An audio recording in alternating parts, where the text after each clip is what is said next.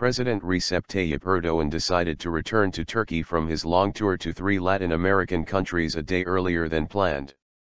There has been much speculation about his decision, but presidential sources claim that there was no special reason for his early return to home. Erdoğan will perhaps explain why he wanted to return home in his likely conversation with the reporters traveling with him, but before hearing what he says, let's see what happened in Turkey over the last week while he was in Latin America. First and foremost, Erdoğan's most trusted bureaucrat, his secret keeper, former National Intelligence Organization, MT, Undersecretary Hakan Fidan, resigned from his post on February 10, despite the president's opposition.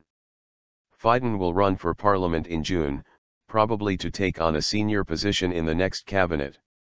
Fidan's deputy, İsmail Hakkı Musa, will serve as the acting MT head until a final appointment is made. So last week saw Erdoğan losing his most important aide within the intelligence bureaucracy. The second thing that happened was the second postponement of the controversial Homeland Security Bill. President Erdoğan had made clear why this bill was very important in fighting against what he calls the parallel state, as well as avoiding future mass revolts such as the October 6 and 7th Street protests staged mostly by Turkish citizens of Kurdish origin in southeastern Anatolia. Citing anonymous foreign powers that are trying to stop the Turkish awakening and the country's rise to becoming a global power, Erdoğan has referred to the security bill as the most important tool to halt future interventions against the making of the new Turkey. The government under Davutoglu's leadership postponed discussion of the bill at parliament for another week while Erdoğan was away. The third thing was the accelerated traffic between the government and the People's Democratic Party, HDP, with more promising statements that a joint communiqué could be declared in the coming days. An HDP delegation first went to meet Abdullah Öcalan in Rol Island prison, and then to the Kandil Mountains in northern Iraq to meet senior officials of the Kurdistan Workers' Party, PKK, regarding negotiations with the government for the final disarmament of the PKK.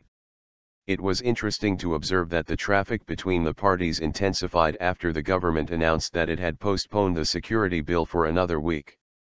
These developments could well be interpreted as showing that Prime Minister Davutoglu has started to play his own game against President Erdoğan's growing suppression of his own government.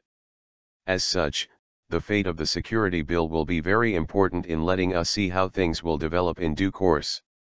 All three opposition parties, the Republican People's Party, CHP, the Nationalist Movement Party, MHP, and the HDP, have made clear that they will show very tough resistance at Parliament to stop the legislation of the bill.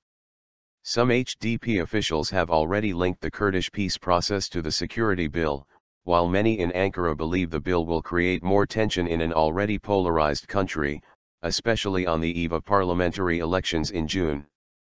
President Erdoğan's early return to Ankara could have been prompted by concerns that he is losing control of many critical issues that are of vital importance for him.